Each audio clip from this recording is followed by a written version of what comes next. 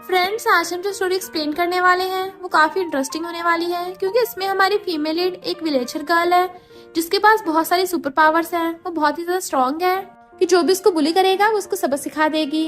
दूसरी तरफ हमारा मेल लीड जो कि एक बहुत बड़ा बिजनेस टाइकून है और वो कंट्री का नंबर 1 बिलियनियर सीईओ है, जिससे सब लोग बहुत ज्यादा डरते हैं। बट हमारे मेल लीड की अरेंज मैरिज उसके पेरेंट्स ने पहले ही हमारी विलेजर फीमेल लीड के साथ फिक्स कर दी है, तो अब उसको उससे शादी करनी पड़ेगी। क्या उनकी अरेंज मैरिज लव में कन्वर्ट हो पाएगी? हमारा मेल लीड जो कि बहुत ज्यादा कोल्ड और रूथलेस है, क्या हमारी क्यूट सी फीमेल लीड के लिए पिघल जाएगा? और कैसे उसकी पूरी फैमिली हमारी क्यूट सी फीमेल लीड को प्रिंसेस की तरह स्पॉइल करेगी? ये जानने के लिए आपको पूरी वीडियो को लास्ट तक देखना होगा। तो चलो बिना किसी देरी के स्टार्ट करते हैं स्टोरी को। ड्रामा की स्टार्टिंग होती है हमारी फीमेल लीड शीशी के साथ, जो अपनी मैजिक की प्रैक्टिस कर रही होती है। तभी उसके मास्टर वहाँ आते हैं और बोलते हैं, शीशी तुम्हारे पास ज्यादा टाइम नहीं बचा है। तुम हमारी फैमिली टुशान की लास्ट डिसेंडेंट हो और तुम काफी स्ट्रॉन्ग भी हो, मगर तुम जानती हो हमारी टुशान फैमिली कर्स्ड है और ये कर्ज कई सालों से चला आ रहा है, जिसकी वजह से हमारी फैमिली की फीमेल्स 22 साल की होती मर जाती हैं। और इस कर्ज को ठीक करने के लिए मैंने तुम्हारी शादी बचपन में फिक्स कर दी थी। अब तुम्हें माउंटेन से नीचे जाकर जी फैमिली के एल्डर सन से शादी करनी होगी। जी फैमिली के बड़े बेटे के पास स्पेशल पावर्स हैं और वो तुम्हारे लिए एक सुटेबल मैच है, तो जाओ उसे ढूंढो और उससे शादी करो, तो हमारी फैमिली पर लगा हुआ कर्ज टूट जाएगा। दूसरी तरफ हम अपने हीरो मिस्टर शेन को एयरपोर्ट पर देखते हैं। वो अपनी लग्जरी कार में से बाहर आता है। उसका असिस्टेंट बताता है कि बॉस, आपका स्पेशल प्लेन रेडी है, पायलट पार्किंग नंबर 1 में आपका वेट कर रहा है। मुझे इस बात की चिंता हो रही है, ग्रैंडपा ने आपको अर्जेंटली वापस क्यों बुलाया है? कि कंपनी में कुछ हुआ है? वो कहता है, ये बात मैं भी नहीं जानता था, लेकिन उन्हें बोला है कि कोई मुझसे मिलने आ रहा है और उसके हाथ में एक बड़ी सी सीजर होगी, तो वो सीजर वाली लड़की को ढूंढने लगता है। शीशी कस्टम में अपना सामान चेकिंग करा रही थी और बोलती है, यह इतना टाइम क्यों लग रहा है? आप लोग कितनी बार मेरा सामान की तलाशी करोगे? एक कस्टम ऑफिसर उसे बोलता है, मैडम आपके पास क्या कोई शार्प ऑब्जेक्ट है? एयरपोर्ट पर इस तरह की चीजें लाना मना है। वो अपने बैग से बिग सीजर निकाल कर दिखाती है और बोलती है कि आप इसके बारे में बात कर रहे हो? वो सीजर को ऑफिसर की तरफ करती है। उसे देखकर तो ऑफिसर की भी फटने लग गई थी और बोलता है, ये तुमने मेरी तरफ क्यों कराया है?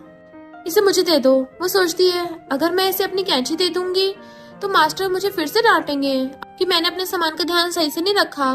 तो वो ऑफिसर को बोलती है, इसमें कोई ब्लेड नहीं है, ये किसी को कोई नुकसान नहीं पहुंचाएगी। वो कहता है, फिर भी ये एविएशन मैनेजमेंट के रूल्स के अगेंस्ट है, आप प्लेन में ऐसे कोई भी ऑब्जेक्ट लेकर नहीं जा सकती। वो पूछती है, तो अब मैं इसका क्या करूं? वो सोचती है, मैं इसे फेंक तो नहीं सकती, क्यों ना मैं इसको किसी और पर्सन को दे दूं जो ट्रस्टवर्दी हो। तो वो अपने मैजिक से बिग कैंची को छोटा बना देती है। ये देखकर ऑफिसर हैरान ही रह जाता है कि ये कैसे हुआ। फिर वो अपने मैजिक से चेक करती है यहाँ पर कोई काइंड हार्टेड इंसान है या नहीं। तो उसे मिस्टर शेन में से एक स्पेशल एनर्जी दिखाई देती है। वो भागते हुए उसके पास जाती है। मिस्टर शेन का असिस्टेंट तो डर ही जाता है और उसे कवर करने लगा था। मिस्टर शेन उसे साइड में हटाता है और शीशी से पूछता है, हेलो मैम, मैं आपके लिए क्या कर सकता हूँ? वो उसे कहती है, क्या आप मेरी इस चीज को संभाल कर रख लोगे? ये मेरे लिए बहुत इंपॉर्टेंट है, मैं इसे आपसे बाद में वापस ले लूंगी और अगर आप मेरी हेल्प करोगे तो उसके बदले में मैं आपका फ्यूचर बताऊंगी। तो मिस्टर शेन उसके लिए मान जाता है और उसे हाँ कहता है। तो शीशी उसके हाथ में कैंची रख देती है और अपने मैजिक से उसका फ्यूचर चेक करने लगी थी और बोलती है, मैंने इतना स्ट्रॉन्ग एनर्जी कभी नहीं देखी है। उसे बताती है, अगले 3 दिनों में तुम्हारी शादी होने वाली है। ये सुनकर मिस्टर शेन हंसने लगा था और बोलता है, इसके बदले तुम्हें मुझसे कोई रिवॉर्ड चाहिए? वो देखती है, अभी तो मेरे पास बहुत सारे लॉलीपॉप्स हैं। एंड वो कहती है, अगर मेरी फ्यूचर प्रेडिक्शन पूरी हो जाएगी तो मैं तुम्हारे पास आऊंगी, तब बताऊंगी कि मुझे क्या चाहिए। मिस्टर शेन कहता है, ठीक है, और दोनों के बीच में डील हो जाती है। जिसके बाद शीशी अपनी फ्लाइट पकड़ने के लिए वहां से चली जाती है। उसके जाने के बाद असिस्टेंट बोलता है, बॉस, क्या ये वही लड़की है जिसके साथ ग्रैंडपा ने आपकी शादी फिक्स की है और ये इकोनॉमिक प्लेन में जा रही है? तो क्यों ना हम इसे अपने साथ स्पेशल जेट में लेकर चले? मिस्टर शेन कहता, नहीं, इसकी कोई जरूरत नहीं है। मेरा छोटा ब्रदर जिंग उसे पिक करने के लिए पहले निकल गया है और मुझे कुछ और जरूरी काम भी है। फिर वो शीशी की दी हुई सीजर को देखने लगता है और बोलता है, मैं तुमसे जल्दी मिलने वाला हूँ। वहीं दूसरी तरफ हम मिस्टर शेन के छोटे भाई जिंग को देखते हैं। वो कार की शीशे में देखते हुए अपने बाल को ठीक कर रहा था और सोच रहा था कि पता नहीं और कितना टाइम लगेगा उस लड़की को यहाँ आने में। मेरा गेम भी शुरू होने वाला होगा। अगर मैं ऐसे ही यहाँ पर खड़ा हुआ वेट करता रहूंगा तो मेरा सारा टाइम वेस्ट हो जाएगा। तभी शीशी एयरपोर्ट से बाहर आने लगती है। उसे देखकर वो सोचता है, अरे ये तो कंट्री बम्पकिन है, ग्रैंडपा ने इसे मेरे ब्रदर से शादी करने के लिए चूज किया है। वो तो शौक ही चाहता है। तभी वहाँ पर एक डिटेक्टिव आ जाता है अपने बहुत सारे आदमियों के साथ। वो अपने आदमियों को कहता है एयरपोर्ट को चारों तरफ से घेरो, कोई भी बचकर बाहर नहीं जाना चाहिए। जिंग सोचता है ये लोग यहाँ क्यों आए हैं, तो उस डिटेक्टिव के पास जाकर कहता है झैंग यहाँ आकर अपनी पावर का शो ऑफ कर रहा है। झैंग के आदमियों से पीछे धकेल देते हैं और वो कहता है कोई भी आउटसाइडर पब्लिक अफेयर के काम से दखलंदाजी नहीं कर सकता। फिर वो पीछे मुड़ता है और देखता है सामने से शीशी आ रही होती है। उसे देखकर बोलता है फाइनली तुम यहाँ आई गई। सभी पैसेंजर्स लाइन बनाकर अपनी चेकिंग करवा रहे थे और झैंग वहाँ चिल्लाकर कहता है कोई भी बिना चेकिंग के बाहर नहीं जाएगा, क्योंकि हमें इंफॉर्मेशन मिली है प्लेन में खतरनाक आरोपी है, हो सकता है उसके पास बॉम्ब हो और किसी को भी इसे डरने की कोई जरूरत नहीं है, हम उसे पकड़ ही लेंगे, बस आपको हमारे साथ कोऑपरेट करना होगा। और सभी की चेकिंग बाद वहाँ से उन्हें भेज रहा था। तभी वहाँ पर शीशी का नंबर आता है। जब उसकी बारी आती है चेकिंग करने की मशीन बोलने लगती है। ऑफिसर उसके बैग को ओपन करने की कोशिश करता है मगर वो इतना हैवी था कि ऑफिसर उसे उठा भी नहीं पा रहा था। फिर झैंग वहाँ आता है और कहता है हटो मैं इसे खोलता हूँ। वो जैसे बैग को उठाने की कोशिश करता है खुद ही साथ में नीचे बुढ़क गया था, पर बैग उसे टस से मस नहीं होता। तो शीशी के आसपास के खड़े लोग हंसने लगे थे। फिर वो जल्दी से खड़ा होता है और शीशी से कहता है मैडम आप इसे ओपन करो। शीशी अपने बैग को ओपन करने लगती है तो झैंग अपने हाथ अपनी गन के पास लेकर जाता है कहीं इस बैग में कुछ सस्पिशियस हथियार न मिले। वो जैसी बैग खोलती है सबकी आंखें फटी की फटी रह गई थी क्योंकि उसमें बहुत सारे नाइफ रखे हुए थे। वो कहती है मैं शू फैमिली की 9th जनरेशन से हूँ और हमारी फैमिली बिजनेस नाइफ सेल करना है, क्या आप मुझसे एक नाइफ खरीदोगे? वो कहता है बिल्कुल भी नहीं, मुझे नाइफ की कोई जरूरत नहीं है। शीशे से बताती है कि तुम यहाँ अपना टाइम वेस्ट कर रहे हो क्योंकि जो असली आरोपी था वो तो यहाँ से जा चुका है। वो बोलता है तुम क्या बकवास कर रही हो। फिर शीशे उस पर्सन के बारे में बताने लगती है। उस पर्सन ने ग्रे कलर के कपड़े पहन रखे हैं और वो थोड़ी देर पहले यहाँ से जा चुका है। इनफैक्ट उसके पास एक डेंजरस वीपन भी है। इसके बाद शीशे अपना सूटकेस उठा के वहाँ से जाने लगती है। इतने में मिस्टर शेन का ब्रदर जिंगवा आता है और बोलता है मैं तुम्हें पिक करने आया हूँ। शीशी ने जो इन्फॉर्मेशन बताई थी उन्हें वो आरोपी वही मिलता है। तो झैंग तो हैरान ही हो गया था कि इस लड़की को कैसे पता चला। जिंग शीशी को अपनी कार के पास लाता है और उसका सूटकेस कार की डेक में रखने के लिए मांगता है। शीशी जैसे उसे सूटकेस पकड़ाती है वो तो नीचे गिर जाता है क्योंकि वो सूटकेस इतना हैवी जो था कि जिंग से उठाया नहीं जा रहा था। बड़ी मुश्किल से उसको कार में रखता है और पूछता है इसके अंदर क्या रखा है जो इतना भारी है। वो बोलती है मेरा सूटकेस हैवी नहीं है बल्कि तुम कमजोर हो। तो जिंग ऑफेंड हो जाता है मैं डेली 2 घंटे जिम में जाता हूँ तो तुम मुझे वीक कैसे बोल सकती हो, मैं तो बहुत स्ट्रांग हूँ। इसके बाद जिंग शीशी को लेकर घर आ जाता है और बोलता है अगर तुम्हारा सूटकेस इतना ही हल्का है तो तुम उसे खुद उठा लो। शीशी कहती है हाँ मैं उठा लूंगी, वैसे भी मुझे तुम्हारी हेल्प की कोई जरूरत ही नहीं है। और वो अपने मैजिक से चेक करती है कि जिंग के ऊपर एक नेगेटिव एनर्जी का साया था। तो वो अपने सूटकेस में से एक नाइफ निकालकर उसके पास जाती है और बोलती है ब्रदर ये नाइफ रख लो, इससे तुम्हारे ऊपर जो बुरा साया है वो हट जाएगा। बट जिंग उसे कहता है फालतू बातें मत करो, ऐसा कुछ भी नहीं होता। शीशी अपने मन में सोचती है अगर तुम मेरे फियांसे के भाई ना होते तो मैं तुम्हारी हेल्प नहीं करती। और वो उसे प्रोटेक्ट करने के लिए एक ताबीज उसकी पॉकेट में रख देती है मैजिक करके। जिसके बाद सर्वेंट शीशी को घर में लेकर आती है और ग्रैंडपा से मिलवाती है।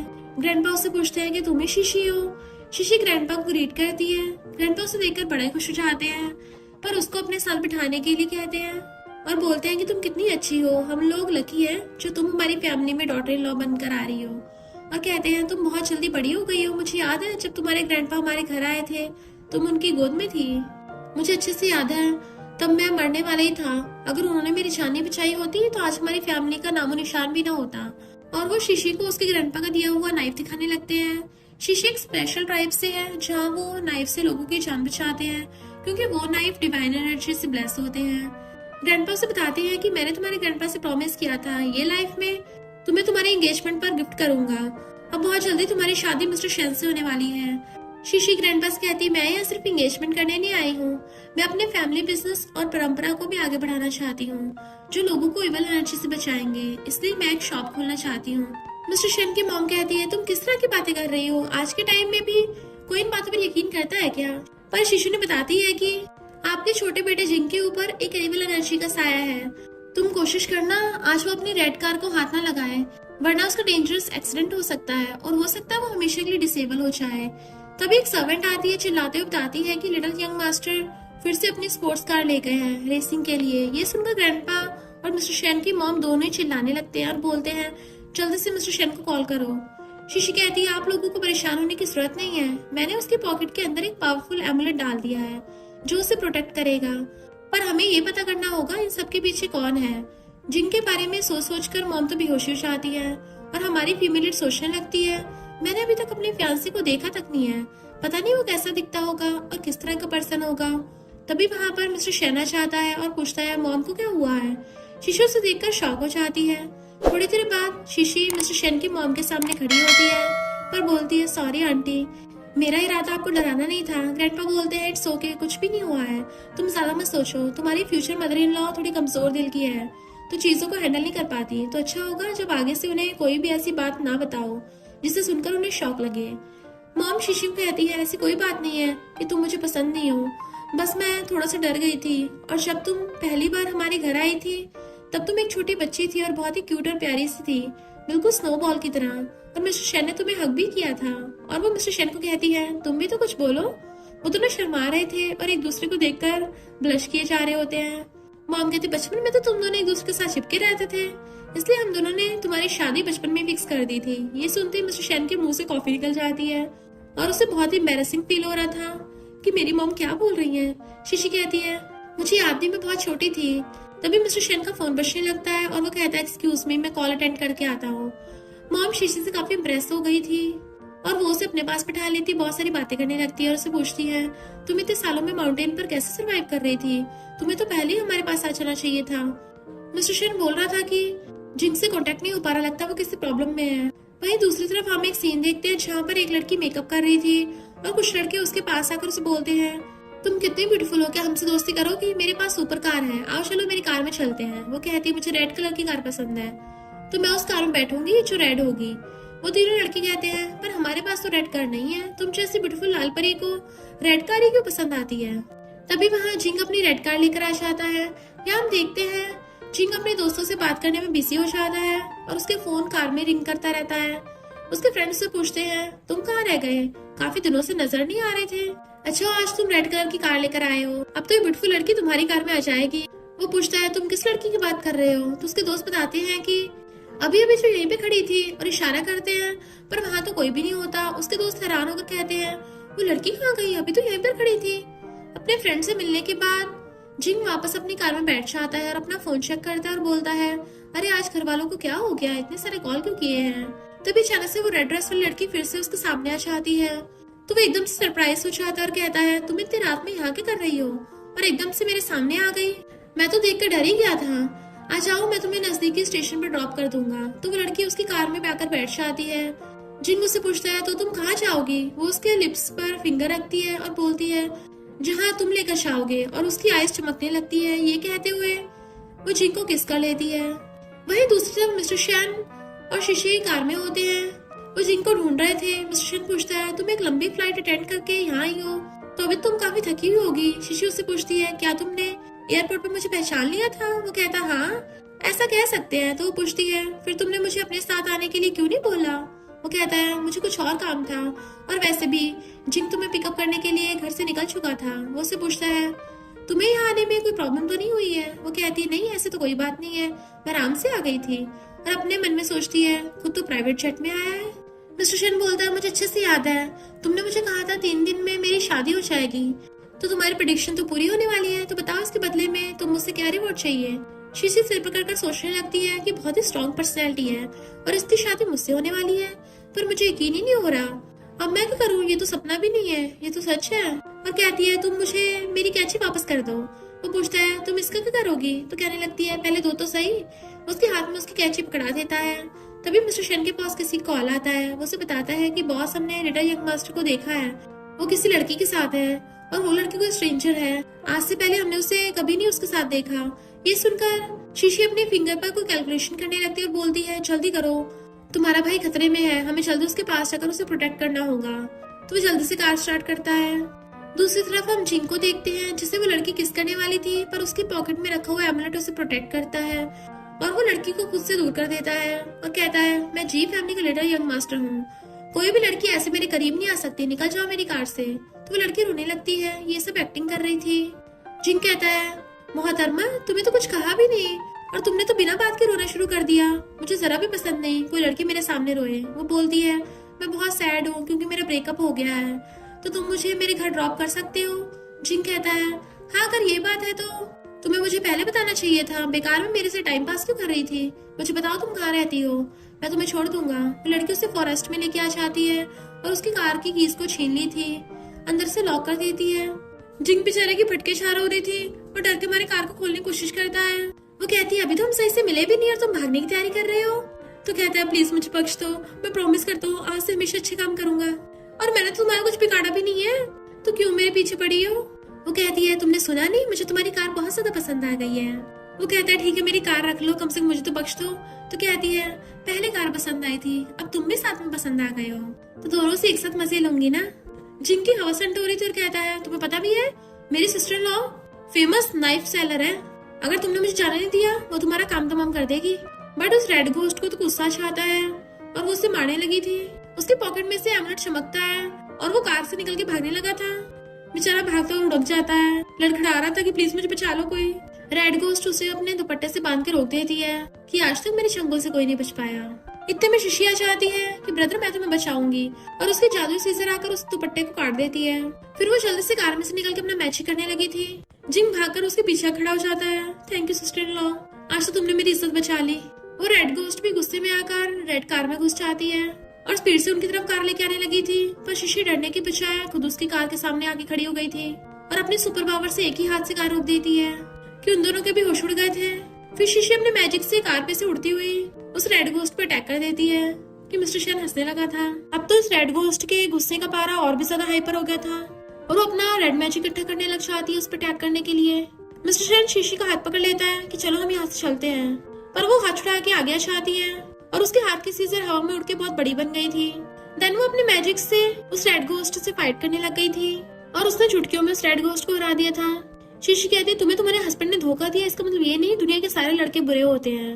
वो रेड घोस्ट रोने लग गई थी कि मेरे हस्बैंड को बच्चे पसंद नहीं थे, उसने मेरे से अच्छी करवा दी जिसकी वजह से मैं इनफर्टाइल हो गई, और ऊपर से वो मेरे ऊपर चीट भी कर रहा था। मैंने अपने पेरेंट्स से पैसा लेके उस पर यूज किया, मेरे डैड तो हार्ट अटैक में चले गए, उसकी वजह से मैंने अपना सब कुछ खो दिया।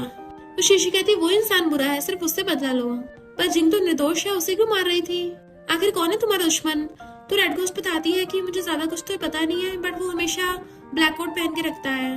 जिंग कहता बेचारी इस भूतनी की तो बहुत हालत खराब है। शिशी कहती मुझे लगता है इससे ज्यादा इसकी मॉम की है, जो बेचारी घर पे पड़ी इसका वेट कर रही है।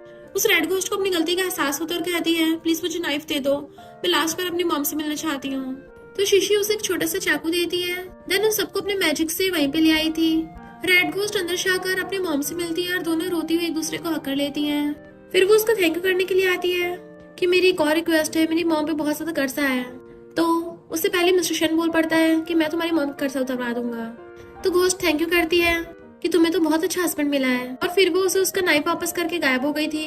बट वहाँ पे कुछ लिखा गया था। जैसे शिशी अपनी पावर का यूज करती है वो थोड़ी वीक पड़ जाती है, और वहाँ पे छैंग आकर कहता है ये जल्दी टपक जाएगी। मिस्टर शेन पूछता है क्या मतलब। नेक्स्ट सीन में शिशी की आईज खुलती है तो वहाँ उसके ग्रैंडपा खड़े थे और कहते हैं तुमने फिर से गलत इंसान की हेल्प कर दी।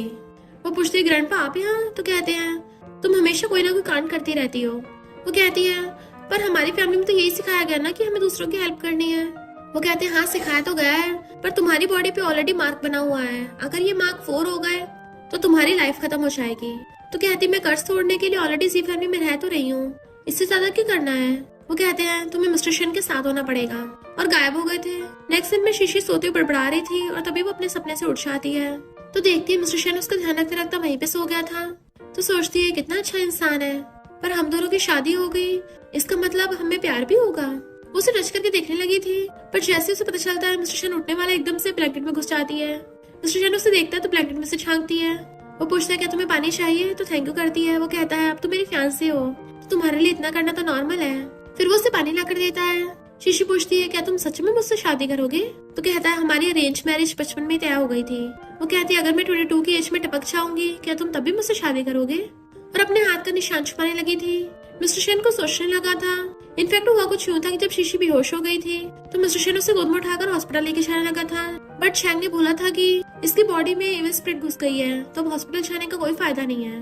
मिस्टर शन पूछता है क्या मतलब? तो झेंग कहता है अब तुम खुद सोचो, एक नाइफ सेलर माउंटेन से तुम्हारे पास क्यों आएगी और आते ही जी फैमिली के साथ एंगेजमेंट पूरा करना चाहती है, क्योंकि इसकी फैमिली में कर्ज है, ये 22 से ज्यादा साल जी नहीं पाएगी। इसका वर्ल्ड में आने का सिर्फ एक ही मकसद है कि दूसरों को प्रोटेक्ट करती है। क्या तुम तब भी इससे शादी करना चाहोगे जो कुछ ही टाइम में टपकने वाली हो? मिस्टर शन कहता है हाँ मैं शादी करूंगा। वो पूछती सच में? तो कहता है जो मैंने बोल दिया सो बोल दिया, और मैंने शादी के लिए हाँ सिर्फ अरेंज मैरिज की वजह से नहीं किया है। तो बताओ मैरिज सर्टिफिकेट लेने कब चलना है? वो कहती है अभी। तो वो उसका हाथ पकड़ के खींच के ले जाता है, और नेक्स्ट सीन में दोनों ने मैरिज सर्टिफिकेट ले लिया था तो खुशी होती है कि मेरी शादी हो गई। मिस्टर शन कहता है गिफ्ट्स ऑलरेडी प्रिपेयर हैं। एक लड़की कुछ फाइल्स लेके जा रही थी, तभी वो एक लड़के से टकरा जाती है जिसकी वजह से उसकी फाइल्स गिर गई थी। तो वो सारे पेपर समेटने लग जाती है। शीशी जाके वो पेपर उठाती है और फोटो देख कहती है मेरे सेकंड ब्रदर।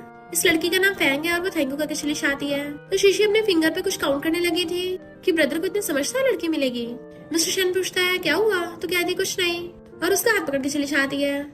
इधर जिंग जी फैमिली में सबको बता देता है। तो मॉम और ग्रैंडपा हैरान थे कि शीशी तो इतनी यंग है, उसको बीमारी कैसे हो सकती है। जिंग कहता है अच्छा होगा पहले ब्रदर के साथ उसकी एंगेजमेंट को कैंसिल कर दो। ग्रैंडपा कहती है क्या बकवास कर रहे हो? इतने में शीशी और मिस्टर शन भी आ जाते हैं। मॉम एकदम से जाकर शीशी का हाथ पकड़ लेती है। तो जिंग मिस्टर शन को कहता है कि मैं इस बात को बचा नहीं पाया, सबको बता दिया। मॉम तो शीशी को बिठाकर हगी करने लग गई थी कि मुझे तो लगा था माउंटेन में तुम अकेली रही होगी, तुम्हें कितना कुछ सहना पड़ा होगा, पर सोच रही तुम्हें ये बीमारी होगी। जिंग कहता मॉम बीमारी नहीं है, ये कर्ज है। ग्रैंडपा कहते हैं बीमारी हो या कर्ज हो, हमारी सी फैमिली शीशी को बचाने के लिए कुछ भी कर सकती है, हम कोई ना कोई रास्ता ढूंढ लेंगे। जिंग कहता है ग्रैंडपा आपने तो बोला था आप एंगेजमेंट कैंसिल करना चाहते हो। ग्रैंडपा कहते मैंने कब बोला, और उस पर डंडों की बरसात करने लग गए थे। तो डरता हुआ मिस्टर शन के पीछे छुप जाता है। शीशी को अच्छा लग रहा था कि सी फैमिली वाले उसको अपने फैमिली मेंबर समझते हैं।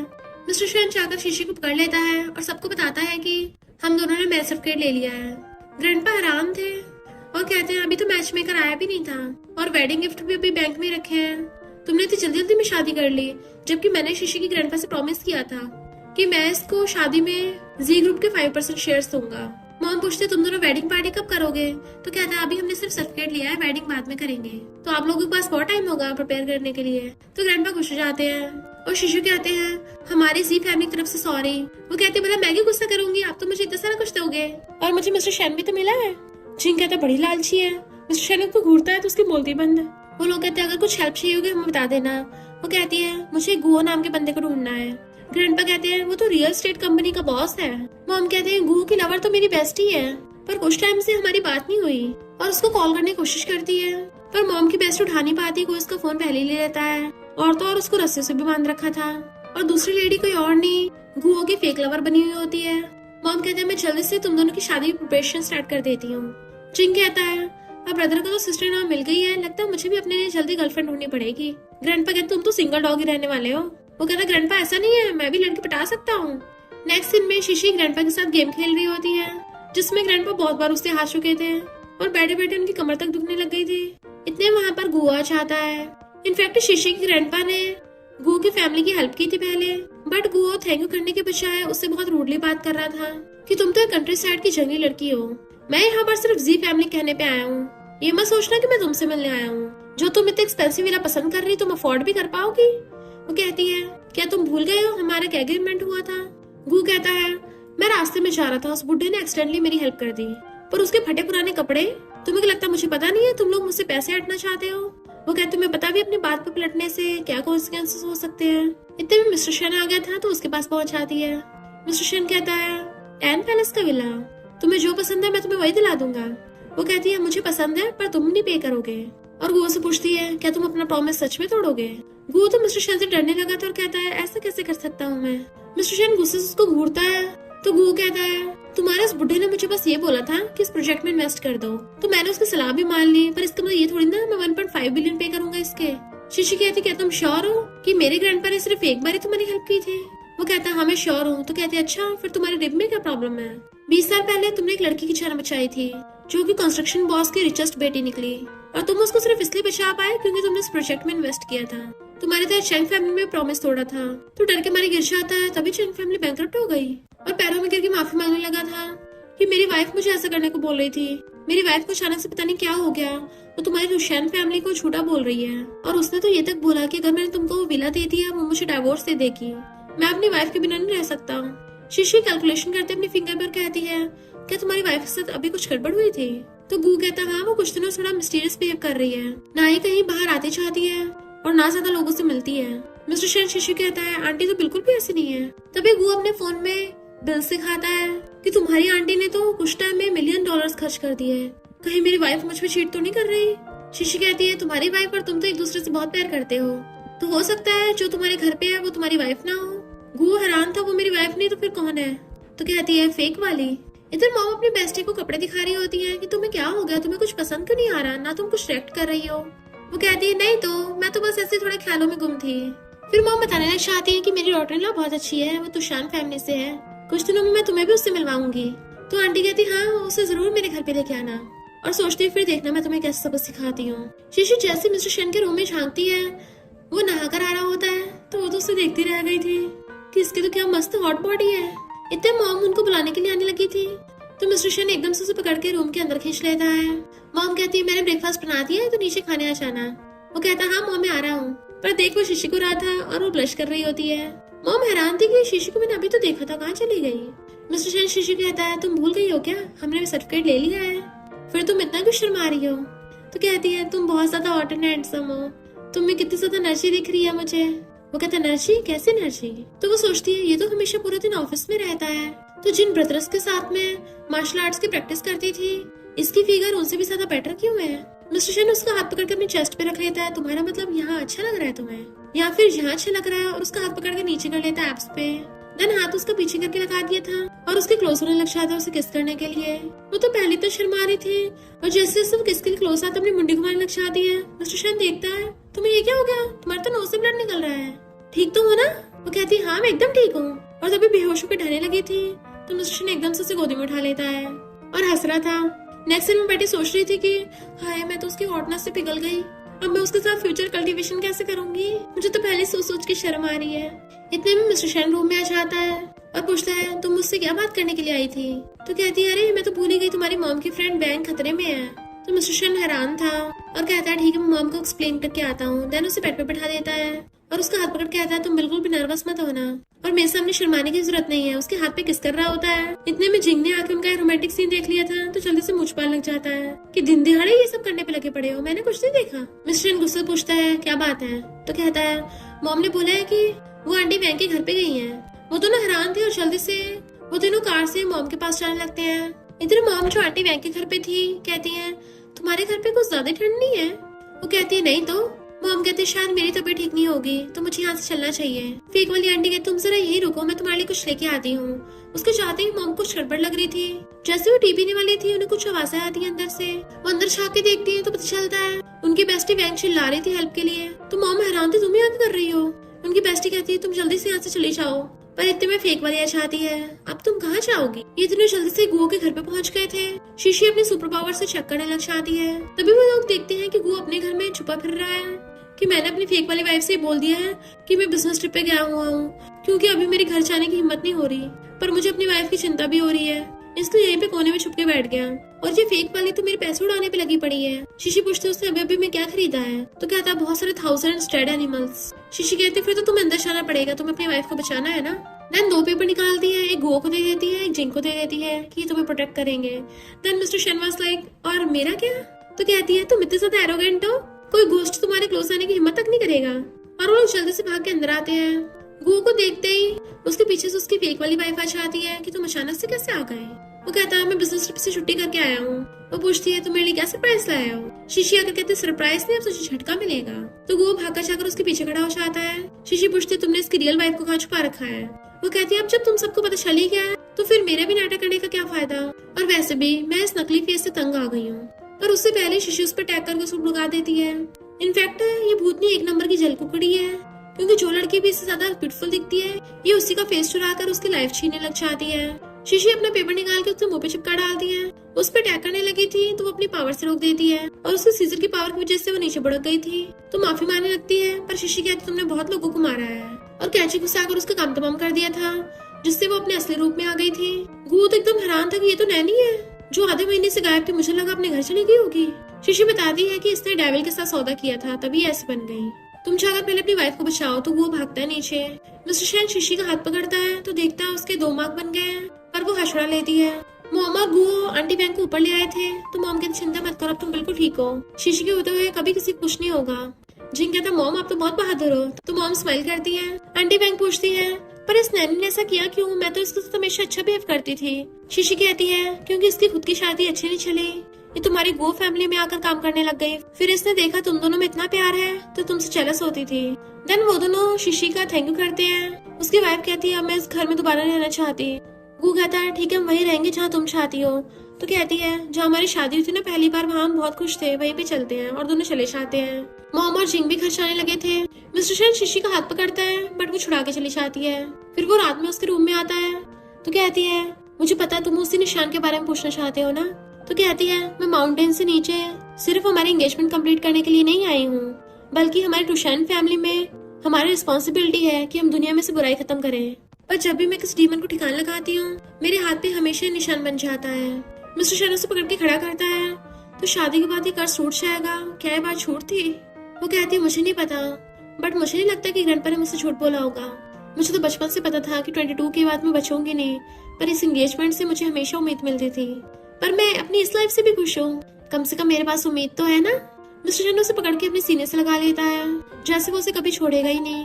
वो भी उसे देखने लगी थी तो वो उसका फेस पकड़ के किस करने लग जाता है। फिर हम उनके बचपन का सीन देखते हैं। शीशी ग्रैंडपा जब पहली बार उसको उसी फैमिली में लेके आए थे तो कहते हैं तुम घर पे तो हमेशा चटर पटर करती रहती हो और यहाँ तुम्हारी आवाज नहीं निकल रही। इनफैक्ट वो लोग उन दोनों की शादी की बात कर रहे थे। शीशी अपने ग्रैंडपा के पीछे छुपने लग गई थी तो मिस्टर सी ने आगे आकर उसका हाथ पकड़ लिया और पूछता है क्या तुम बड़ी होकर मुझसे शादी करोगी? तो उसने भी हाँ कर दिया था। तो शीशी कहती है थैंक यू मिस्टर शेन मेरी लाइफ में आने के लिए। नेक्स्ट डे वो ब्रेकफास्ट कर रहे थे। जिंग पूछता है सिस्टर इन लॉ नीचे क्यों नहीं आई खाना खाने? मिस्टर शेन कहता है वो रात लेट सोई थी ना तो सो रही होगी। तो जिंग हंसने लग जाता है ओह अच्छा, बट मेरी सिस्टर इन लॉ तो हमेशा सुबह सुबह 6 बजे उठ के प्रैक्टिस करने लग जाती है। तो फिर ऐसा क्या हुआ तुम दोनों में कल रात? लगता है मुझे जल्दी नेफ्यू मिलने वाला है। मिस्टर शेन कहता क्या सोच रहा है? वो बस थोड़ा टाइम और सोना चाहती होगी और उसके हाथ पे जो निशान है उसके बारे में जिक्र मत करना वरना वो सैड होगी। जिंग कहता मुझे पता है तुम अपनी वाइफ से बहुत प्यार करते हो। उसके जाते जिंग सोचता है मैं फिर से अकेला हो गया और एक लड़की को मैसेज करने लगा था। पता चलता है वो लड़की कोई और नहीं फैंग है जो उसके मैसेज का रिप्लाई नहीं कर रही थी क्योंकि उसका अंकल सामान फेंक फेंक के मार रहा होता है और कहता है तुम्हारे बाप पे 10 मिलियन का कर्जा था और तुम्हारी मॉम बीमारी से टपक गई, सिर्फ तुम यहाँ बची हो। अगर हमने जल्दी कर्जा नहीं चुकाया तो वो लोन लेने वाले मुझे पकड़ लेंगे। वो कहती है पर मैंने तो पैसे ऑलरेडी पे कर दिए है ना। अंकल कहते इतने काफी नहीं है, तुम्हें और पैसे देने पड़ेंगे। तुम्हारे पास 2 रास्ते हैं, या तो रिपे करो या फिर लाओ से शादी कर लो। उसने बोला कि शादी के बाद अगर उसको बेटा हुआ तो मुझे बहुत सारे पैसे देगा। जैसे दोबारा सामान फेंकने वाला होता है तभी वहाँ पर शीशी आ जाती है तो चिल्लाने लग जाता है कि तुम कौन हो, निकलो यहाँ से। पर शीशी घर के अंदर आते हुए फैंग को देखने लग गई थी। इससे पहले अंकल उसे हाथ भी लगाता है वो पहले लात मार के भुड़का देती है। फैंग पहचान जाती है कि तुम तो वही लड़की हो ना। तो अंकल चिल्ला के पड़ता है तुम किसी और के साथ मिलकर मुझे मार रही हो। शीशी कहती सबसे पहले झूठ बोलना बंद करो। फैंग के डैड ने कोई 10 मिलियन का उधार नहीं लिया था, वो सिर्फ 1 लाख थे जो उसने ऑलरेडी चुका दिए हैं। तो अंकल पहले तो हैरान था किसी कैसे पता और कहता है 1 लाख से क्या होता है, पेपर पे तो 10 मिलियन नहीं लिखा हुआ है। शीशी कहती तुम्हें क्या लगता है हमें पता नहीं तुमने 0 बढ़ा दिए है। वो पूछता है तुम कहाँ से हो? तो बताती मैं जी फैमिली से हूँ, जिनको तो जानती होंगे। अंकल कहता फैंग कुछ भी कर लो पर ये तुम्हें बचा नहीं पाएंगे और वहाँ से भाग जाता है। फैंग शीशी को थैंक यू करती है कि पहले मुझे परेशान कर रहा था तो जिनने ऑलरेडी मेरी एक बार हेल्प कर दी है पैसे देकर, मैं उसको जल्दी वापस कर दूंगी और तुमने हेल्प की उसके लिए थैंक यू। क्यों ना मैं तुम्हें खाने की ट्रीट दे दूं? वो कहती नहीं नहीं। पर उसके पेट में चूहे कूद रहे थे तो उसकी आवाज सुन के फैंग को हंसी आ जाती है और उसको पकड़ के ले गई थी। नेक्स्ट सीन में शीशी बहुत स्पीड से खा रही होती है और प्लेटें पे प्लेटें खत्म कर देती है कि फैंग खुद हैरान थी कि तुम इतना सारा खा जाती हो एक बार में, तुम्हारे पेट में कुछ गड़बड़ तो नहीं होगी? क्या जी फैमिली वाले तुम्हें खाने को नहीं देते? शीशी कहती नहीं ऐसा नहीं है, मैं बस ये नहीं चाहती जी फैमिली को पता चले कि मैं इतना खाती हूँ।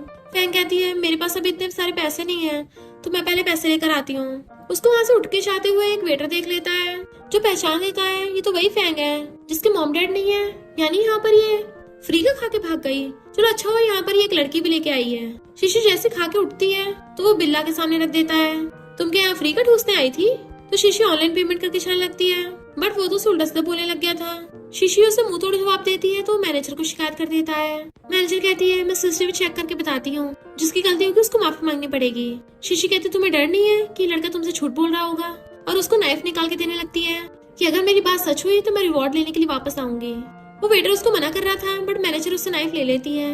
इतने वहाँ पर फैंगा चाहती है और वो उस वेटर को पहचान जाती है कि तुम तो वही हो ना जो बार में मजे करते फिर रहे थे। तुम यहाँ पर वेटर काम करते हो? वेटर कहता है ये क्या बोल रही हो? तो मैनेजर कहती है यानी तुमने मुझसे झूठ बोला, तुम तो बोल रहे थे तुम्हारे पास स्टडी करने के लिए पैसे नहीं है, तो तुम बाहर कैसीनो में कर रहे थे। मैनेजर को गुस्सा आ रहा होता है तो शीशी बताती है कि इसने तुम्हारा आईडी कार्ड यूज करके कर्जदारों से पैसे लिए हैं ताकि जब मर्जी तुम्हें छोड़ के भाग सके और कर्जदार तुम्हारे पीछे पड़ जाएंगे। तो वेटर कहता है इसकी बातों में विश्वास मत करो, मैनेजर तुम भूल गई हो मैंने तुम्हारी जान बचाई थी। शीशी कहती है वो सब तुम्हारी प्लानिंग का हिस्सा था। तो मैनेजर को भी गुस्सा आ जाता है, वो उससे लड़ने लगी थी कि तुम मुझे अपने प्यार के जाल में फंसा रहे थे, वो भी पैसों के लिए, और मैंने तुम्हारे झूठ पे विश्वास कर लिया। इतना अच्छा फाइटिंग सीन चल रहा था तो फैंग चेयर निकाल के दे देती शीशी को। शीशी आराम से बैठ के तमाशा देखने लगी थी और वो मैनेजर वेटर को बुरी तरह से अपने सैंडल से मार रही होती है। ये दोनों हंस रही थी क्योंकि मैनेजर ने उसका कान ही पकड़ के खींच लिया था कि अब तो सीधा पुलिस स्टेशन चल। उसे पकड़ के ले गई थी तो दोनों बहुत हंसती है। इतने वहाँ पर जिंगाश आता है और फैंग से कहता है मैंने तुम्हारे नेबर से सुना कि तुम्हारे साथ एक्सीडेंट हुआ है तो इसलिए देखने के लिए आया। फैंग उसे देख के नर्वस हो रही थी तो शीशी हंसने लग जाती है। वो हैरान सिस्टर लो। नेक्स्ट दिन में वो बैठे खा रहे होते हैं। जिंग फैंग को खुद सर्व कर रहा था और फिर अपने सिस्टर इन लॉ का थैंक यू करता है। वो कहती है ये तो मेरी रिस्पॉन्सिबिलिटी है बुराई को खत्म करके अच्छाई का साथ देना। देन फैंग से उसकी फैमिली के बारे में पूछती है तो फैंग कहती है मेरे डैड तो बहुत ही अच्छे इंसान थे, मुझे नहीं लगता वो खुद को हर्ट करेंगे। मेरे पेरेंट्स मेरे लिए सिर्फ घर छोड़ के गए हैं, अगर अंकल ने वो भी छीन लिया तो मेरे पास कुछ नहीं बचेगा। जिंग कहता है तो मैं तुम्हारी हेल्प करूंगा। जैसे फैंग बताती है कि उसके डैड ने गो फैमिली से कर्जा लिया था तो जिंग कहता है तुम बिल्कुल सही जगह पे आई हो, मेरे सिस्टर इन लॉ गो के सेवियर है। फैंग कहती है बट वो प्रोजेक्ट गो के साथ नहीं उसकी वाइफ के साथ था। तो शीशी जल्दी से आंटी को कॉल करती है, प्रोजेक्ट के बारे में पूछती है और वो फैंग के घर को टूटने से बचा लेती है तो फैंग बड़ी खुश होती है। पर तभी फैंग को कॉल आता है, जल्दी से घर भाग के आते हैं। इनफैक्ट उसका अंकल फिर से घर पे तमाशा कर रहा था। जिंग को गुस्सा आ रहा था तो फैंग उसको रोक देती है। अंकल और वो आदमी उसके घर का सामान बाहर निकालने लगे थे, इवन उसके डैड के फ्यूनरल की फोटो तक निकालने वाले होते हैं। तो शीशी चिल्ला के पड़ती है खबरदार अगर इसे हाथ भी लगाया तो। वो आदमी कहता है मेरे सामने बन के मत दिखाओ, मैं गो ग्रुप से हूँ। शीशी कहती है पर आंटी ने तो बोला तुम दूर के रिलेटिव हो। वो आदमी हाथ उठाने वाला था तभी आंटी और मोमा चाहती हैं कि तुम्हारी इतनी हिम्मत मेरे सेवियर को मारोगे। आंटी उसे डांट के वहाँ से भगा देती है और जॉब से फायर कर दिया था। जैसे अंकल वहाँ से भागने वाला होता है उसे शीशी पकड़ लेती है कि तुझे कौन जाने दे रहा है। तो वो घुटनों पर बैठकर उससे माफी मांगने लग गया था कि मैं तो बस कर्ज चुकाने के लिए ऐसा कर रहा था। शीशी कहती झूठ बोलना बंद करो, मैं अभी फैंग के डैड को यहाँ पे बुलाती हूँ। अंकल कहते ऐसे कैसे हो सकता है, फैंग के डैड तो कब के इस दुनिया से चले गए हैं। और जैसे वो जादू से अगरबत्ती वहाँ पे चलाती है फैंग के डैड की आत्मा आ गई थी जिसे देख के अंकल की फटने लग जाती है। डैड उसको बहुत मारते हैं कि तुमने मेरी बेटी से झूठ बोला। तो अंकल डर के मारे कहता है ठीक है मुझे पैसे नहीं चाहिए। शीशी कहती कर्जा सिर्फ 1 लाख का था, फैंग ने तुम्हें 2 लाख दिए हैं तो उसके 1 लाख वापस करो। तो फैंग को उसके पैसे वापस कर देता है और अंकल को वहाँ से डरा के भगा दिया था। आंटी फैंग के डैड को पहचान लेती है कि उन्होंने उसकी कंपनी में जॉब की थी बहुत टाइम तक और कहती है अब से मैं फैंग को अपनी बेटी की तरह पालूंगी। देन फैंग के डैड की आत्मा वहाँ चली जाती है और शीशी मजे से अपने लॉलीपॉप चूसने लगी थी। रात में वो मिस्टर शेन को हक के लेटी हुई होती है, उसी बारे में सब सोच रही थी। तो मिस्टर शेन कहते चिंता मत करो। तो पूछती है यानी तुम्हें सब पता चल गया है, क्या तुम जिंग और फैंग की रिलेशनशिप से एग्री हो। तो कहता ऑफ कोर्स, मेरी मॉम ऐसे नहीं है जो किसी का फैमिली बैकग्राउंड देख के उसे जज करेंगी। वो कहते चलो वेडिंग ड्रिंक करते हैं। तो उसके हेड से अपना हेड लगा लेता है, शुक्र है तुम्हें अपने हस्बैंड की याद आई गई। वो कहती है अभी हम वेडिंग एड नहीं करेंगे क्योंकि तुमने अभी तक मुझे वेडिंग गिफ्ट नहीं दिया है। वो कहता अभी काफी नहीं है क्या, तुम चाहो तो मैं तुम्हें अपना सब कुछ दे सकता हूँ। और उसे किस कर लेता है। दोनों दोनों हक कर लेते हैं। मॉर्निंग में वो उसको हक के सो रही थी तो देखता है उसके हाथ पे निशान और ज्यादा बढ़ गए हैं। तो सोचता है मैं तुम्हें कुछ नहीं होने दूंगा। इधर हम देखते हैं कुछ बंदे उस रेड घोस्ट और फैंग के डैड को पकड़ के लाते हैं। तो वो उस मिस्टीरियस आदमी को देख के हैरान थे और कहते हैं हमारा तो रिकार्नेशन होना था, शीशी ने बोला था। बट वो मिस्टीरियस आदमी कहता है मेरे हो तो ऐसा कभी नहीं होगा और वो उनको अपने जादू से राख में बदल देता है। मॉर्निंग में शीशी मिस्टर शन का हाथ पकड़ के सो रही थी, उसे सहलाता और कहता है अच्छे से आराम से सो जाओ और इवन उसके फोरहेड पे किस करके चला जाता है। तभी शीशी उठती है और सोचती है मुझे आजकल कुछ ज्यादा ही नींद आने लग गई है और अपने हाथ का निशान देख सोचती है मेरे 22 के होने में सिर्फ 3 महीने बचे हैं। मिस्टर शन ये देख के सैड ना हो इसलिए वो अपने जादू से उस निशान को गायब कर देती है ताकि उसे न दिख जाए। मॉर्निंग में सब ब्रेकफास्ट कर रहे थे। जिंग कहता ब्रो सुबह तुम अपने रूम में नहीं थे। ये सुन के मिस्टर शन खास पड़ता है। इनफैक्ट उसे थोड़ी ना पता है कि वो रात भर शीशी के रूम में था। मिस्टर शन कहता है तुम कुछ ज्यादा क्वेश्चन पूछ रहे हो। ग्रैंडपा कहते हैं शीशी को आए हुए 3 महीने हो गए, तो बताओ तुम दोनों वेडिंग कब करोगे, तभी मुझे थोड़ा अच्छा फील होगा। मिस्टर शन कहता है हम इस बारे में डिस्कस कर लेंगे, पर उससे पहले शीशी एक बार वापस जाना चाहती है। वो सोचती है मैंने कब ऐसा कहा, तो सोचता है मैं तुम्हारे लिए बोल रहा हूँ। मॉम कहते तुम्हारे वहाँ पे बहुत रिलेटिव भी होंगे ना, तो सबको भी घर पे ले आना। और वो लोग शादी अटेंड करके चले जाएंगे। तो कहती है माउंटेन्स पे मेरे थोड़े ब्रदर्स हैं, उन्हें ऐसी पार्टीज वगैरह पसंद नहीं आती। ग्रैंडपा कहते फिर भी उनके लिए इन्विटेशन ले जाना। जिंग उससे हाथ के निशान के बारे में पूछता है तो कहती देखो गायब हो गया।